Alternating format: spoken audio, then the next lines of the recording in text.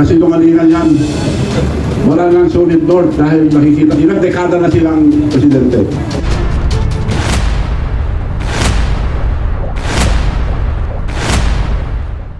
O magbibigay ng suporta sa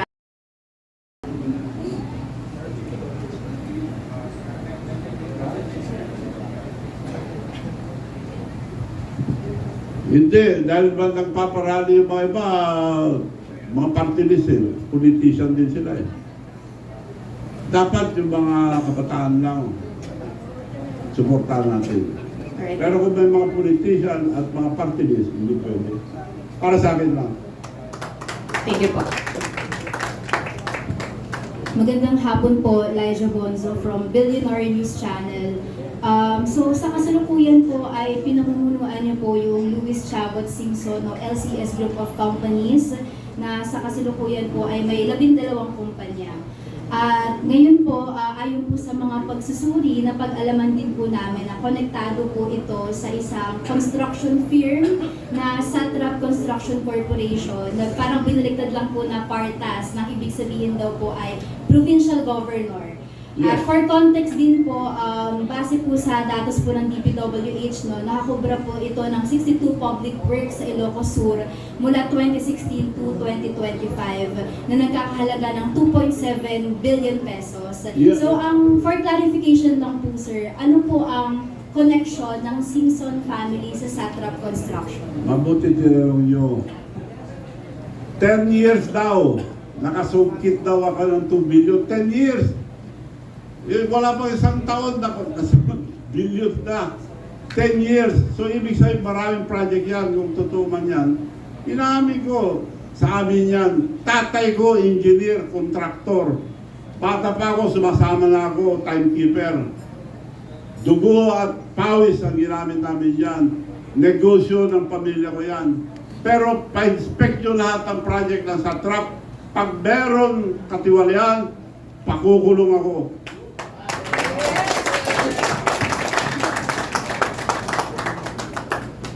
Thank you po. Balikan ko lang po yung tanong. You mentioned kanina na mga kabataan talaga yung mangunguna sa revolusyon ngayong magkakaroon sila ng rally by September 21. Pero paano po yung mga kabataan, sir? We know naman po na marami na ngayon yung infiltrated po ng mga leftist organization. Kumbaga nagrarally sila, hindi naman about corruption, kundi about Dutertes. So paano ito, sir? Mahaluan ba yung layunin natin ng hustisya? Pababago ba ito under Marcos government po? Hindi, magano muna sila bawat eskwelahan. Bawat eskwelahan magprotesta. Tumayo sila bawat eskwelahan. Then mag-usap-usap sila, magkita-kita sa isang lugar, minsanan lang. Hindi yung araw-araw na nagkakawawa mga kabataan pagkaganyan. So mag-usap-usap muna sila, mga leaders bawat university, mga colleges, magbalitaan. Then once and for all, makita-kita na lang sila, suportahan natin sila. Dahil kinabukasin nila ito.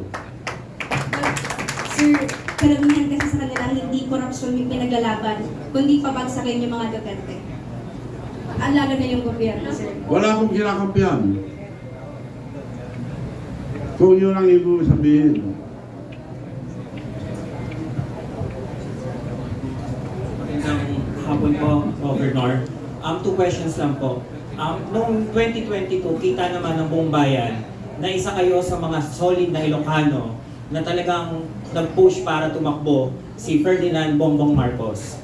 Ngayon sa nangyayari ngayon, ano po ang masasabi ninyo at maipapayo niyo sa Pangulo sa nangyayari ngayon sa bansa natin? Pangalawa po, bilang isang Ilocano, ano po ang maipapayo ninyo sa mga nagsasabing solido pa rin daw po ang Ilocos para sa mga Marcos? Salamat po. Kasinungalingan yan. Wala nang solid north dahil nakikita, ilang dekada na silang presidente. Pare-pareho kami negosyo, tobacco producing provinces. Bakit ang Ilocos Sur, from the poorest to the fifth richest now in the country? Bakit Ilocos Norte nasa ilalim pa rin? Kami tinutulungan namin ng mga partners namin, libre lahat ang equipment. Magpunta kayo ngayon sa Ilocos Sur, lahat ng ospital, libre. Libre lahat. Sa Ilocos Norte, wala yan. Sa Ilocos Norte, nasaan sila? And we are the 6th fastest growing economy sa buong bansa. So naglilingkod kami. Yung balat nila na dynasty, on record, tumakbo yung kapatid ko, kinuntra ko, ayaw kong dynasty. Ako ang co-author ng anti-dynasty, dapat may batas.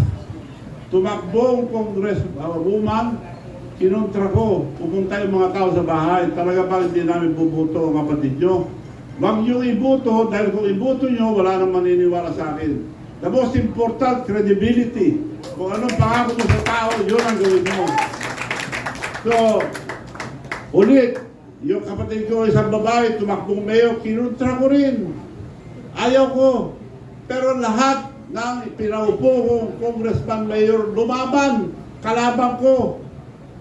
So, anong gagawin ko? Dipinayagan ko na yung mga kapatid ko, alam ko matino, ngayon kami na ang pinakalimang mayaman sa buong bansa. Ang tao, matatalino na kayo, mga pero ka, bayaran mo, hindi ka bubuto.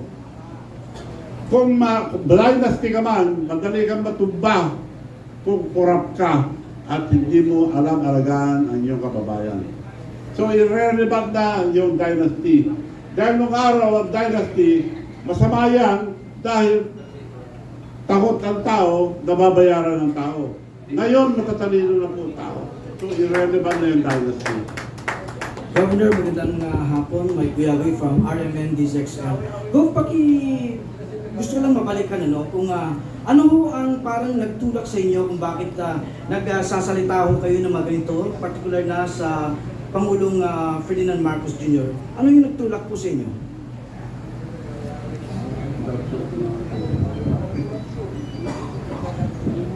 Yun nga, paghamon-hamon niya sa China, dapat diplomatic.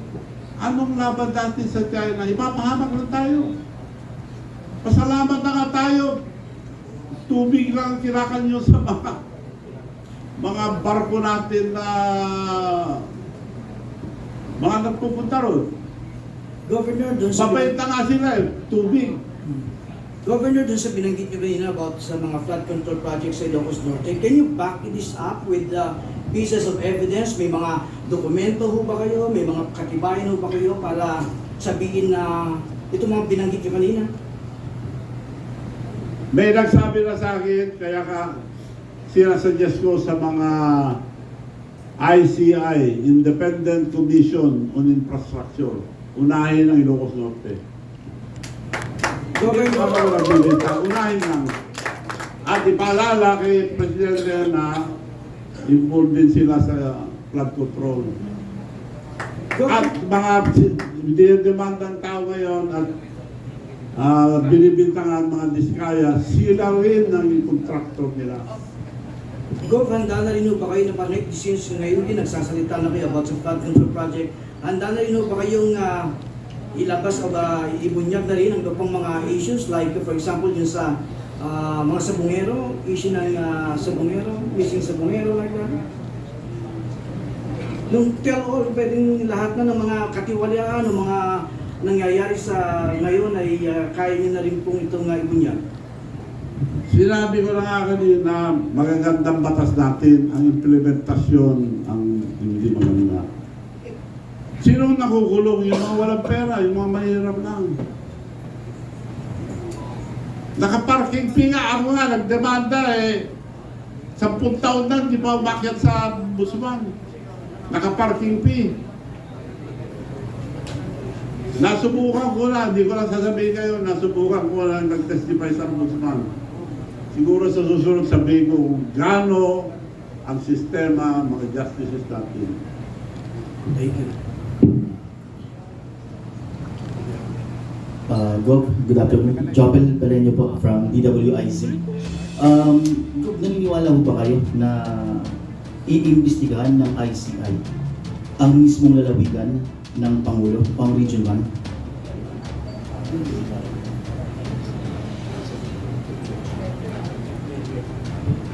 Yan, di ako sigurado.